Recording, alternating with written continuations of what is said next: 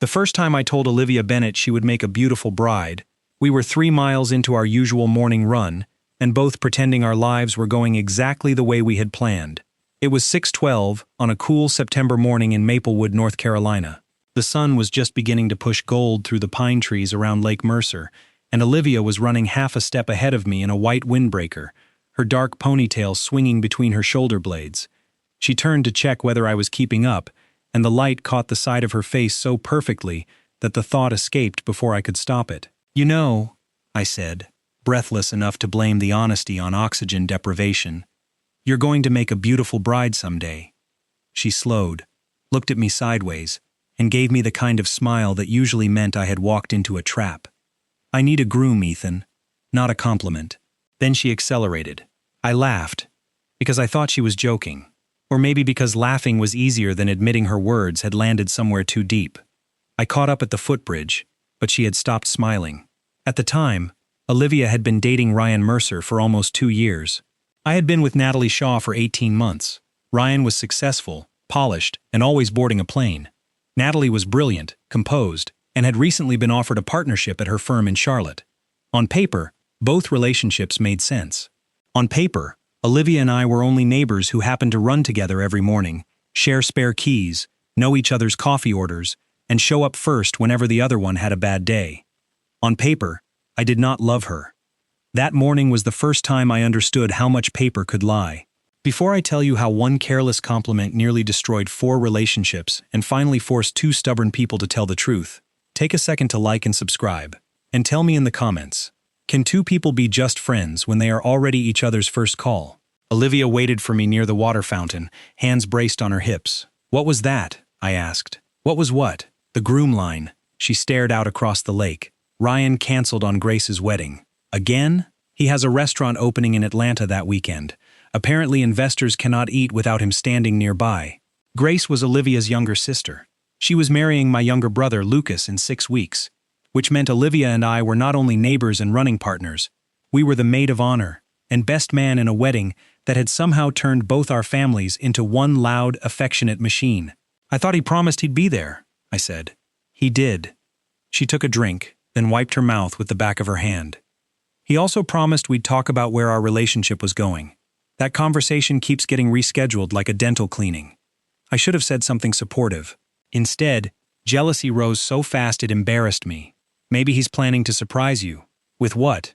A calendar invitation?" That made me smile, but hers faded quickly. "What about Natalie?" she asked. "Did you tell her you don't want to move to Charlotte?" "I didn't say I don't want to move." "You made the same face you make when someone offers you raisins." "I don't have a raisin face." "You absolutely have a raisin face." The old rhythm returned for a few seconds.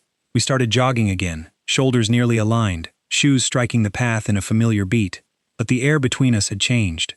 I kept hearing her voice. "I need a groom, Ethan. Not a compliment." We reached our street just after 7.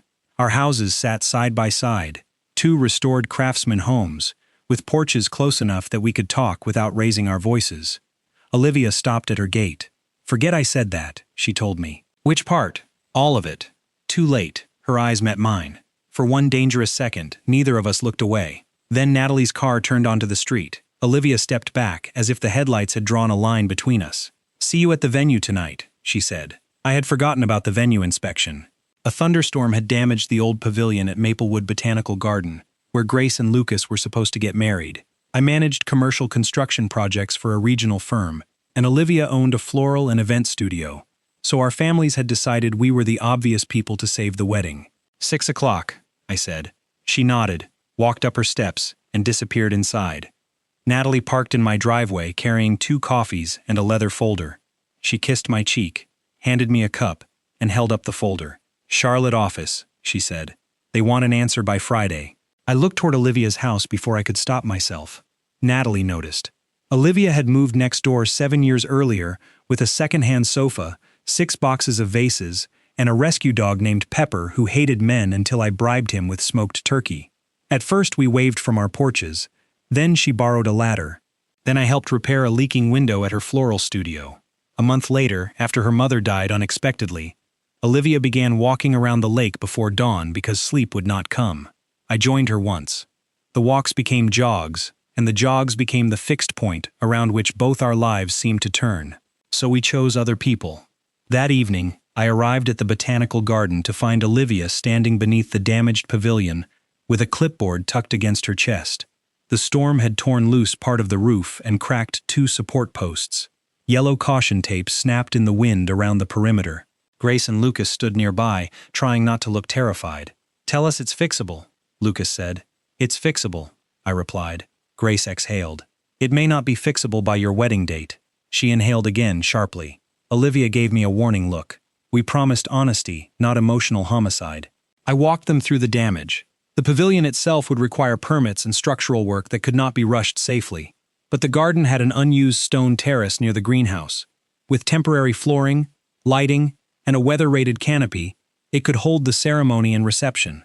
"It'll be smaller," I said. "And we'll need a new layout." Olivia was already sketching one. "If we rotate the ceremony toward the rose wall, we can seat 90. Dinner tables go under the canopy. Dance floor by the greenhouse. You'd lose the fountain. I hate that fountain. You design the centerpieces around it. I can redesign centerpieces. Can you build the platform? Not alone. You won't be alone." She said it without hesitation.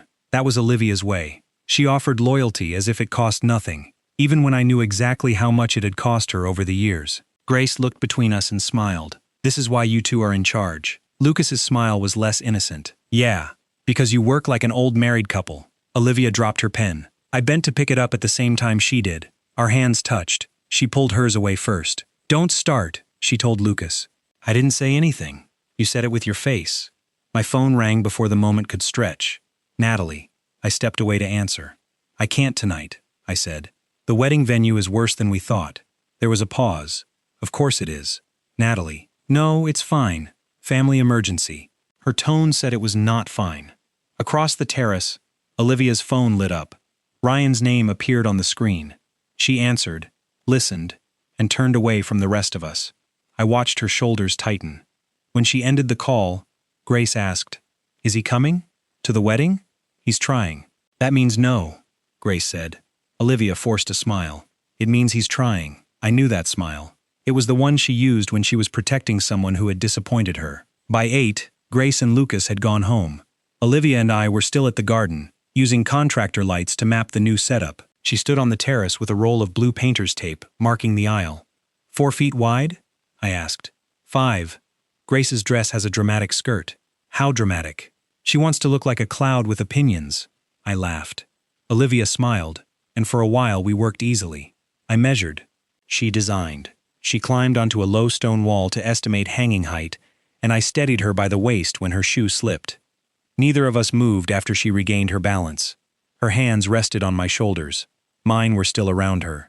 The greenhouse lights made her eyes look almost black. "Ethan," she said quietly. A car horn sounded from the parking lot. Ryan had arrived. Olivia stepped down so quickly she nearly slipped again. Ryan crossed the terrace in an expensive coat, carrying a bottle of wine and wearing the confident smile of a man who expected the room to adjust around him. "There she is," he said, kissing Olivia. Then he turned to me. "And the famous morning husband." It was a joke. At least it was shaped like one. I released the measuring tape still clenched in my hand. "Natalie calls him my emergency contact with tools," Olivia said. Ryan's smile sharpened. "That sounds more accurate." He put an arm around her and asked to see the revised plan. Olivia began explaining it.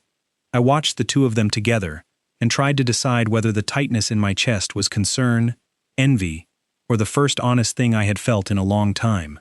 Then Ryan interrupted her halfway through. "Whatever you decide is fine," he said.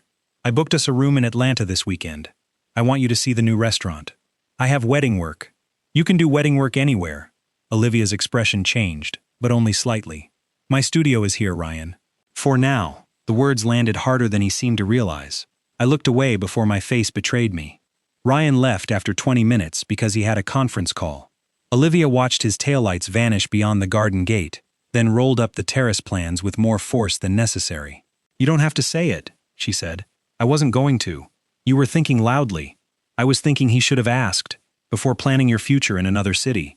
He thinks Atlanta is an opportunity. For him. For both of us. According to him. And according to you?" She looked toward the dark greenhouse. "According to me, My mother helped me sign the lease on my studio 2 months before she died. I built that place from nothing. I employ 5 people.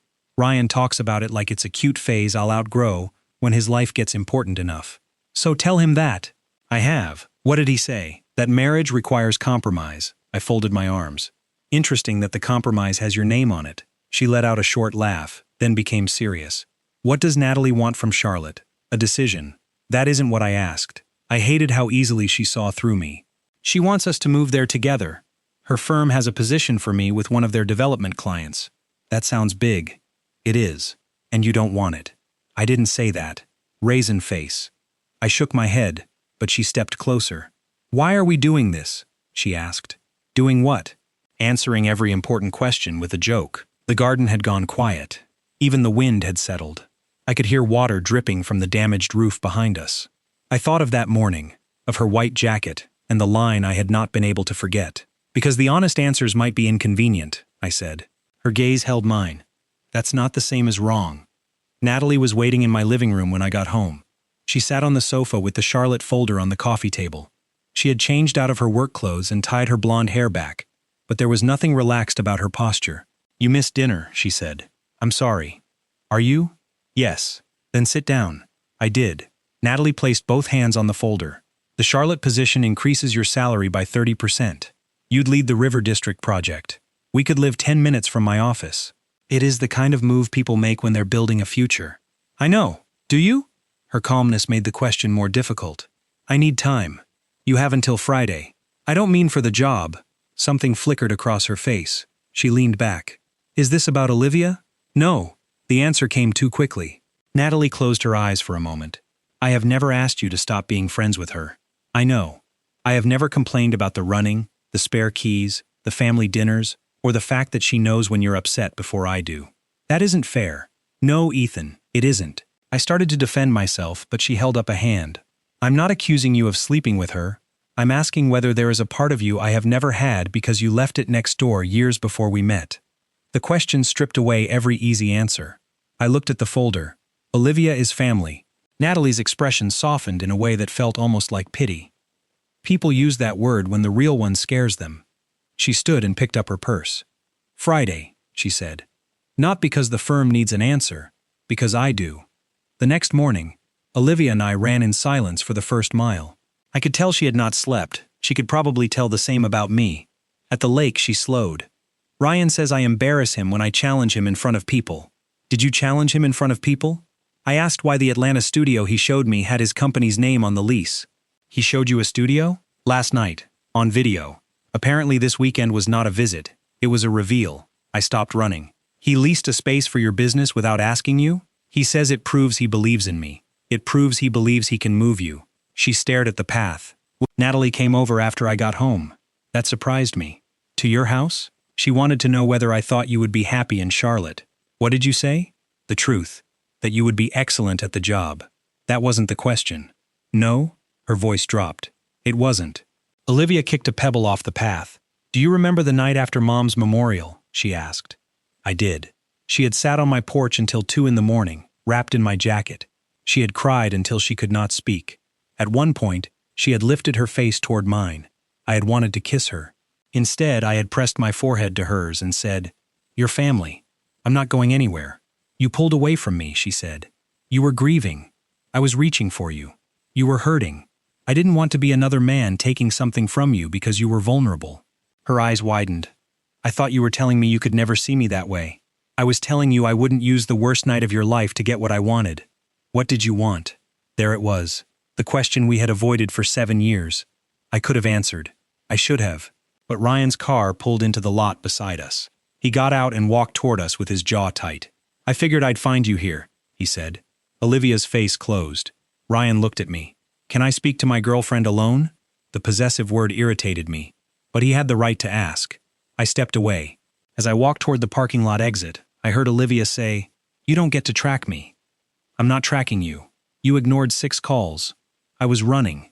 With him. I kept walking. Every instinct fighting the distance. That afternoon, Olivia texted me 3 words. No run tomorrow. I stared at the message for a long time before typing, Understood. A minute later, she added, Ryan and I need 30 days without us making each other the argument. I knew what she meant.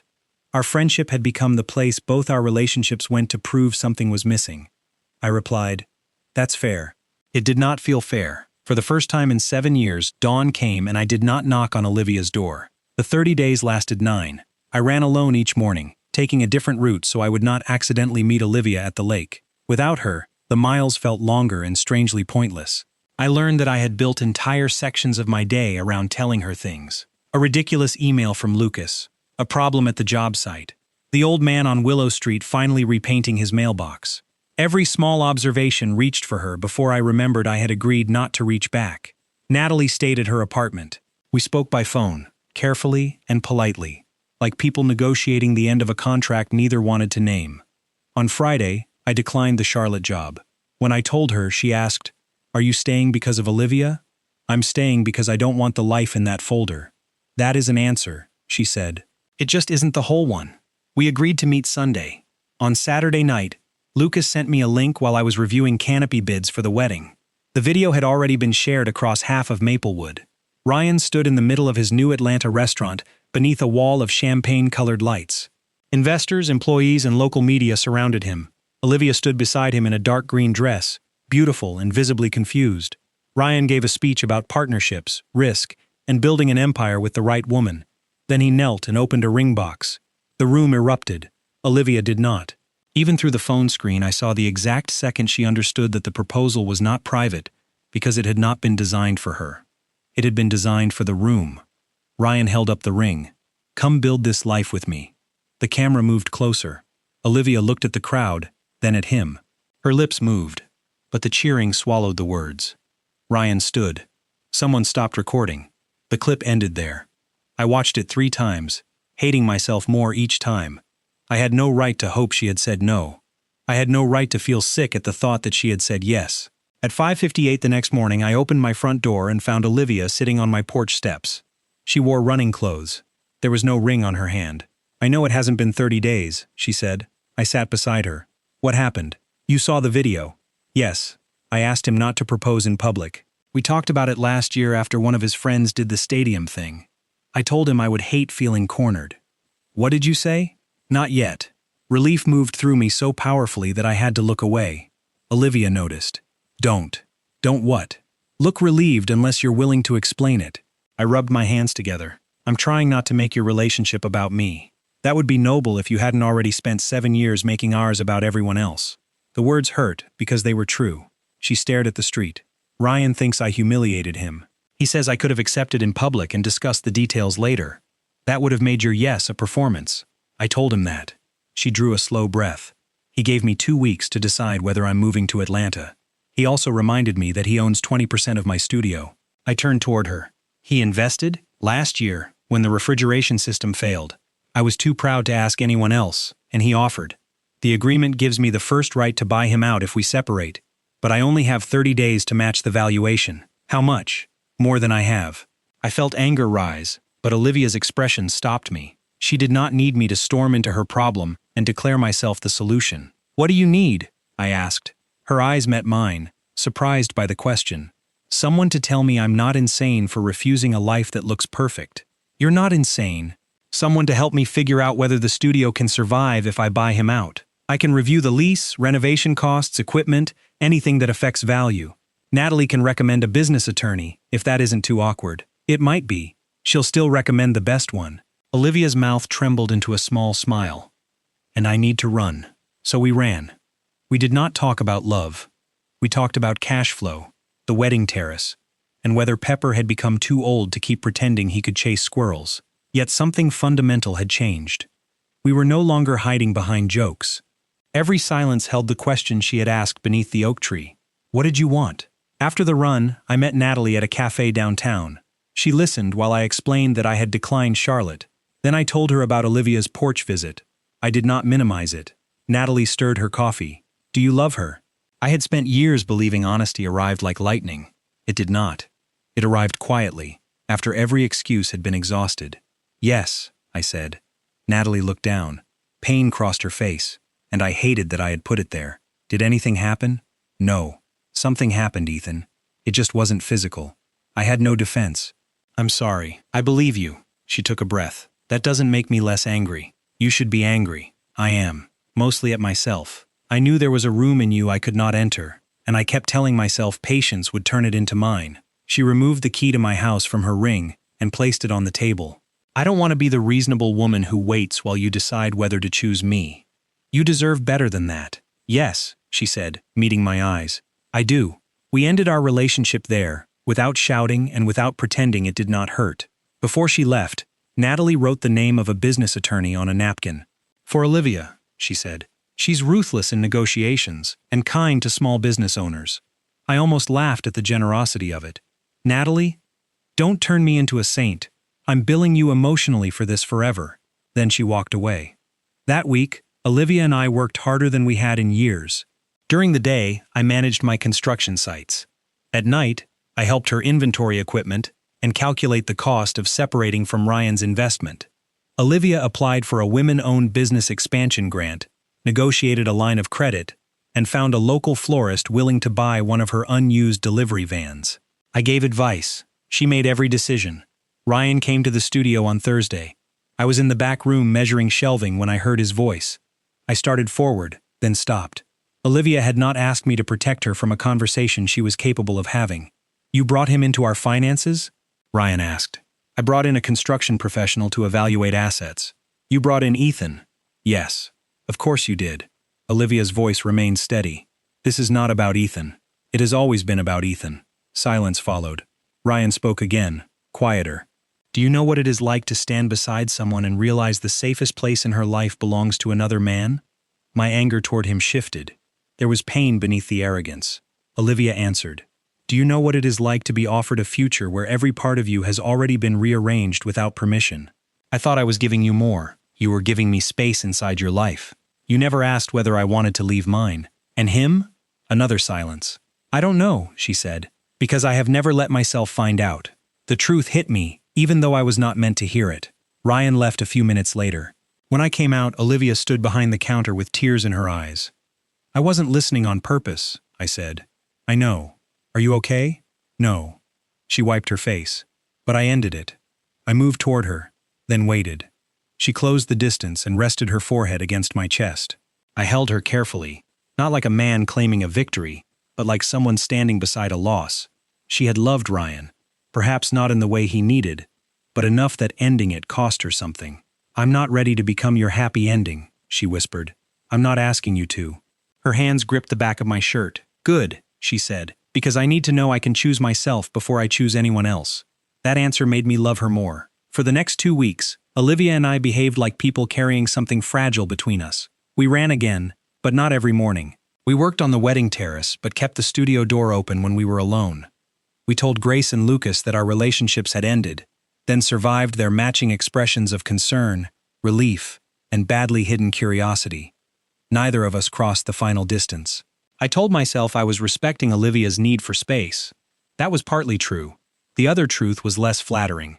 Once she became possible, losing her became more frightening than wanting her from afar. Then my company offered me the Pacific Northwest Recovery Project.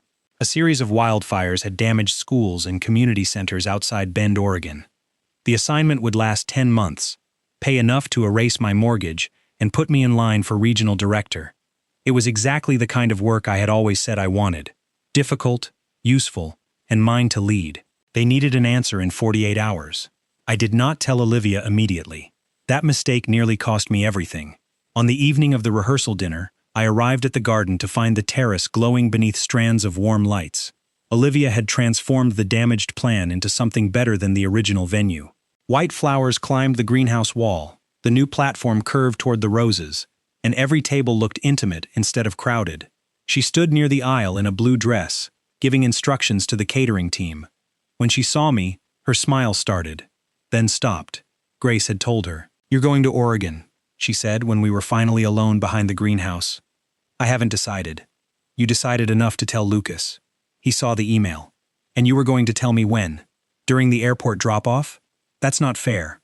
She folded her arms. No, Ethan. Fair would have been hearing it from you before your brother accidentally mentioned it while discussing luggage. I didn't know what to say. Her laugh was sharp. There it is. The sentence you use whenever the truth might require courage.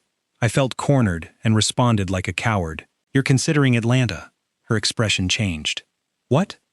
Grace said a hotel group offered you a flagship studio there. I haven't accepted. Neither have I. But you want to. So do you. I want to know I could build something bigger without Ryan. That is not the same as wanting to leave. And Oregon is work that matters to me.